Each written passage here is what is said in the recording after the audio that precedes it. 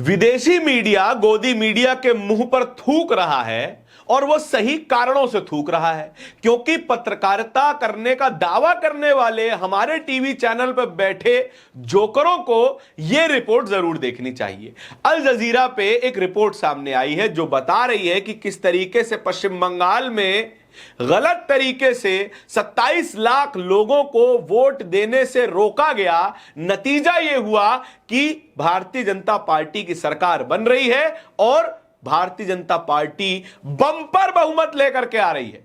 Bumper बहुमत कितना?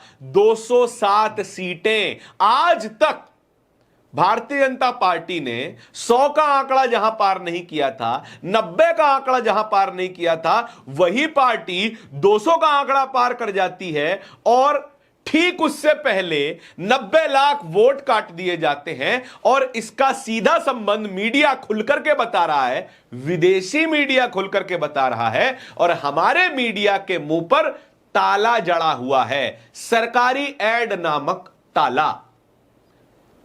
तो देखिए, अल जजीरा जो कि हर तरीके के विषय को कवर करता है, राष्ट्रीय अंतरराष्ट्रीय मुद्दों को, उसने पश्चिम बंगाल के चुनाव को भी कवर किया। अब आप सोचिए, जिस चुनाव पर ढंग से बोलने की हिम्मत नहीं हो रही है हमारे मीडिया की, हमारे गोदी मीडिया की, उस चुनाव पर खुल के कौन बोल रहा है? अल जजीरा बोल रहा है, अंतरराष्ट्रीय मीडिया बोल रहा है। और बोल क्या रहा है साहब? गोदी मीडिया के मुंह पर थूक रहा है।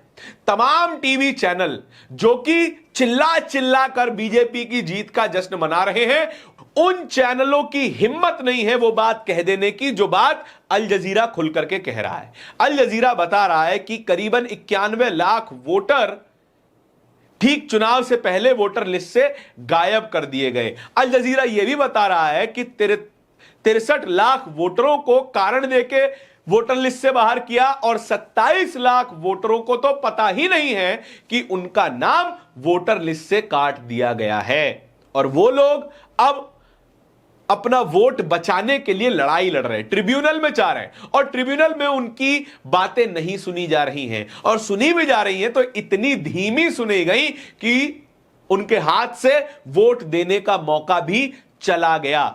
उन्होंने बताया कि 15 साल से ममता बनर्जी किस तरीके से पश्चिम बंगाल में राज कर रही थी और अल जजीरा खुलकर के कह रहा है कि ममता बनर्जी की सरकार पर बड़े इल्जाम लगे, करप्शन के इल्जाम लगे, फिर लॉ एंड ऑर्डर के इल्जाम लगे, वहां पर पॉलिटिकल किलिंग के इल्जाम लगे, उसके बावजूद भी वोट काटे गए और तब जाकर के 200 का आंकड़ा पार कर पाई बीजेपी। क्या यह बात कहने में भी हमारी गोदी मीडिया के मुंह में दही जम गया है?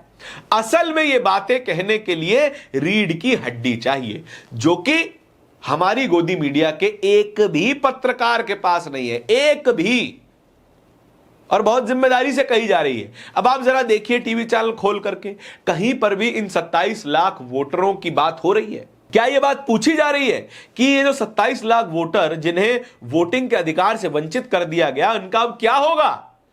क्या होगा इन तमाम लोगों का जो लोग अपना वोट देने के लिए ट्रिब्यूनल में लड़ाई लड़ रहे हैं?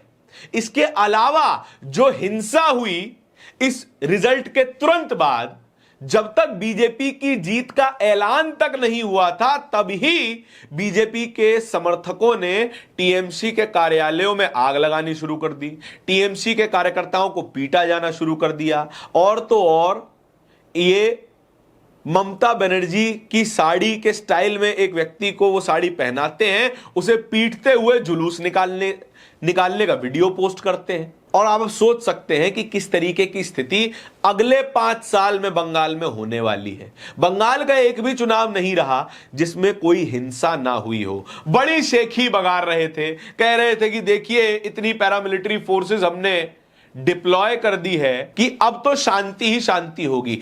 पत्ता नहीं टूट सकता साहब, कुर्सियां टूटने की बात तो दूर की है। और अब जैसे ही भारतीय जनता पार्टी जीती और हिंसा होनी शुरू हो गई। यह बात कहने तक में गोदी मीडिया की जबान को लकवा मार जाएगा, लेकिन यह बात कही नहीं जाएगी। लेकिन यह बात अंतरराष्ट्रीय मीडिया चिल्ला चिल्ला कर बता रहा है और इनको तो बड़ा आसान कह देंगे, अरे ये तो वेस्टर्न परस्त मीडिया है, ये तो मुसलमानों का मीडिया है, ये तो कहेगा ही। भाई साहब, जिसको जो दिखेगा वो कहेगा। आपको नेताजी के पैरों के नीचे तलवे के अलावा कुछ दिखता नहीं तो आप कुछ कहते नहीं।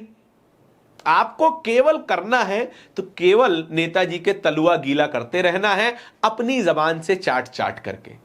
इसके अलावा आपको कुछ आता नहीं है। इसीलिए आप पत्रकारों के नाम पे जोकर के सिवा कुछ नहीं नजर आते। जितने भी बड़े एंकर हैं, जितने भी बड़े पत्रकार खुद को कहते हैं, टीवी प्रेजेंटर कहते हैं, पत्रकार कहते हैं, ये पत्रकार से ज्यादा पत्तलकार ज्यादा लगते हैं। पॉलिटिकल पार्टियों की दफ्तरों में पत्तल चाटने वाले ज्यादा दिखाई देते हैं। इसीलिए इनके मुंह से आवाज नहीं निकलती कि एसआईआर की प्रक्रिया इतनी जल्दी क्यों करवाई गई, एसआईआर की प्रक्रिया की जरूरत क्या थी, और एसआईआर की प्रक्रिया जहां जहां हुई, जहां जहां बड़ी संख्या में वोट काटे गए, वहां वहां बीजेपी को जीत हासिल हुई, बीजेपी बड़ी जीत हासिल करती हुई नजर आई। अब ये तमाम सवाल अगर पूछ दिए जाएंगे तो सरकारी ऐड थोड़ा ही मिल जाएगा। सरकार के पास बड़ा हथियार है कि भैया आप टीवी चैनलों को मोटी संख्या में सरकारी ऐड देते रहिए और टीवी चैनलों का मुंह बंद करके रखिए। तब भी ना माने तो फिर अपने बड़े रईस मित्रों से जाके वो टीवी चैनल ही खरीदवा दीजिए।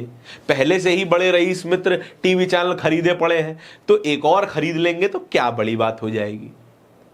इसीलिए हम कह रहे हैं कि अंतर्राष्ट्रीय मीडिया हमारी मीडिया पर थूक रहा है और हमें अचंभित होने की जरूरत नहीं है कि 180 देशों में से 157वें नंबर पर हमारा मीडिया आता है। क्यों?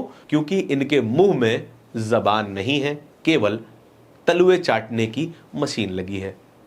इस पूरी खबर के बारे में आपके क्या विचार हैं कमेंट सेक्शन में बताइएगा जरूर। इस तरह की और भी खबरों को देखते रहने के लिए बोलता हिंदुस्तान को सब्सक्राइब जरूर कीजिएगा। बहुत बहुत शुक्रिया।